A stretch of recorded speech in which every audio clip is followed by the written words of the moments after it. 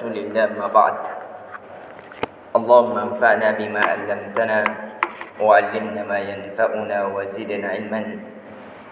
السلام عليكم ورحمة الله وبركاته. Alhamdulillah, kita kembali memuji dan mengagungkan Allah Azza wa Jalla yang telah memberikan kepada kita segala sesuatunya, yang dengannya semoga kita bisa memanfaatkannya untuk melakukan ketaatan dan kedekatan kepadanya. Disebabkan itulah hakikat mengapa kita dicipta, sebagaimana yang Allah kabarkan di dalam surah Az-Zariyat, "Wa ma khalaqatul jinna wal insa illa liya'budun." Tidaklah aku menciptakan jin dan manusia kecuali hanya untuk beribadah kepadaku. Tentunya kehidupan kita tidak ada lain dan tidak ada bukan kecuali untuk beribadah kepada Allah. Baik ibadah mahdah, ibadah yang terikat maupun yang tidak terikat. Disebabkan setelah kita mengkaji dari kajian agama, kita memiliki pemahaman yang bagus dalam agama, kekuatan iman yang bagus, kita berpindah ke taatan yang lain, yaitu memenuhi dari kebutuhan keluarga kita dengan mencari nafkah. Dan itu yang telah dikabarkan oleh Allah Azza wa Jalla sebagaimana di surah Al-Jum'ah, "Idza qudiya lis-salati min yaumil jum'ah fas'au ila dzikrillahi wa dzarul bait." Ketika telah dikumandangkan salat Jumat, maka tinggalkanlah terlebih awal jual beli. Itu yang lebih awal. Tapi ketika Allah mengabarkan setelah salat Jumat, maka Allah memerintahkan untuk kita berpencar untuk mencari rezeki Allah Azza wa Jalla. Begitu pula di subuh hari. Dan di pertemuan kali ini alhamdulillah kita melanjutkan dari kisah Nabi sallallahu alaihi wasallam, khususnya yang berada dalam peperangan pada tahun 3 Hijriah telah kita kisahkan semalam, yaitu tentang kisah Nabi sallallahu alaihi wasallam di Uhud. Yang sekali lagi kita ingatkan, Uhud adalah suatu nama gunung yang tempat berperannya Nabi sallallahu alaihi wasallam. Akan tetapi di pertemuan kali ini kita akan mempelajari sebab-sebab terkalahkannya Nabi sallallahu alaihi wasallam, yang sebenarnya awal dari peperangan itu dimenangkan oleh kaum muslimin, sampai-sampai kaum muslimin menghantam mundur kaum musyrikin, yang dimana pada saat itu sekali lagi kita ingatkan, jumlah kaum muslimin cuma 700 pasukan, yang diletakkan di pasukan pemanah sekitar 50 orang, yang lebihnya dibagi menjadi beberapa kompi, dipukul mundur. Akan tetapi salah satu sebab yang menjadikan kaum muslimin dikalahkan, disebabkan kaum muslimin mengira bahwa kaum musyrikin sudah dikalahkan, sehingga sebagian besar pasukan pemanah yang dilarang oleh Nabi untuk turun dari gunung yang agak kecil, disebabkan mereka mengira bahwa pasukan kaum musyrikin telah dikalahkan, sehingga mereka turun mengambil ghanimah, mengambil rampasan perang, yang pada hakikatnya ketika pada saat mereka turun pasukan pemanah, karena yang menguatkan pasukan kaum muslimin adalah pasukan pemanah. Di setiap kali kaum musyrikin ingin maju menghantam Nabi sallallahu alaihi wasallam, langsung dipanah, sehingga mengakibatkan banyak di antara mereka yang meninggal. Akan tetapi ketika pasukan pemanah yang ditempatkan oleh Nabi di gunung yang kecil, karena di gunung Uhud sekali lagi ada dua gunung. Ada gunung besar, itulah yang dikatakan Uhud. Ada gunung kecil, yang sekarang kalau umroh biasa orang naik di atasnya. Walaupun gunung tersebut itu telah mundur dan telah mengecil ketika terjadi banjir bandang.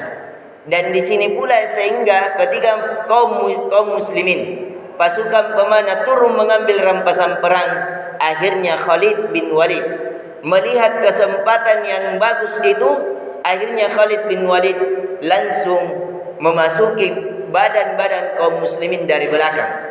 Jadi dahulunya gunung yang kecil itu ada jalanan ke belakang, tembus. Kalau sekarang saya lihat waktu saya umroh di akhir tahun yang kemarin, itu sudah merapat Karena saya pernah meneliti ketika membimbing umroh kemarin itu sampai-sampai sudah merapat, sudah sedikit sekali jalur dari belakang. Padahal kalau dikisah dari kisah-kisah kitab para ulama, itu dahulunya Khalid bin Walid lewat belakang.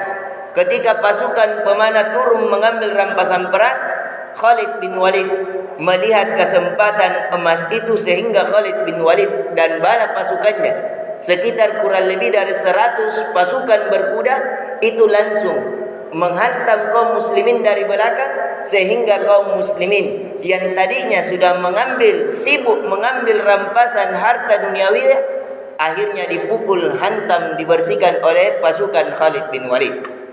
Ini diantara sebab yang dimana kenapa dikalahkan, sebab kekalahan kaum muslimin.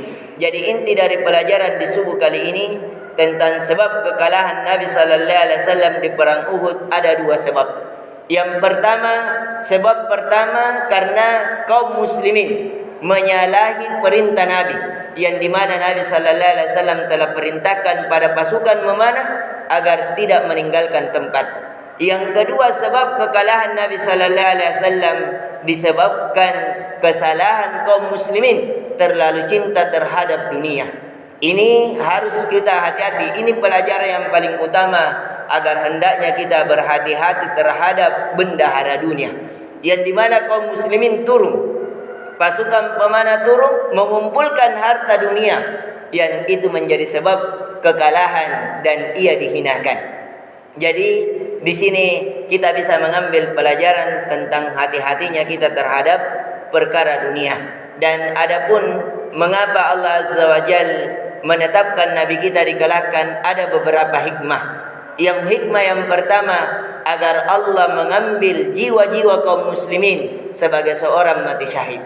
Yang kedua, agar nampak mana kaum muslimin yang sabar di atas ujian Allah Azza wa Jalla sehingga mendapatkan pahala yang besar, dan mana dari kalangan kaum munafikin sehingga kaum munafikin pada saat itu yang pernah kita kisahkan ada 300 pasukan yang tidak jadi ikut berperang, itu mengatakan seandainya kalian mengikuti saya, itu sehingga nampak akan kita ceritakan insyaallah di pertemuan selanjutnya, karena waktu yang membatasi kita. Akan kita ceritakan di tahun 4 dan 5 Hijriah terjadi dikeluarkannya orang-orang munafikin. Sebabnya, salah satu sebabnya di sini disebabkan kaum munafikin nampak dari ucapannya kepada Nabi, dari kekalahan Nabi sallallahu alaihi wasallam pada saat perang Uhud. Insyaallah taala ini yang bisa kita berikan, semoga bisa memberikan manfaat dari sebab-sebab kekalahan Nabi sallallahu alaihi wasallam di perang Uhud. Semoga ini juga bisa memberikan peringatan kepada kita tentang harusnya kita berhati-hati dari menyalahi perintah Nabi sallallahu alaihi wasallam. Yang kedua, harusnya kita hati-hati terhadap perbendaharaan dunia, yaitu sebagaimana yang Allah firmankan, la tulhikum amwalukum wala auladukum an dzikrillah wa may yaf'al dzalika fa ulaika humul khasirun. Wahai sekalian manusia, janganlah harta-harta dan perbendaharaan anak-anak kalian melalaikan kalian dari mengingat Allah.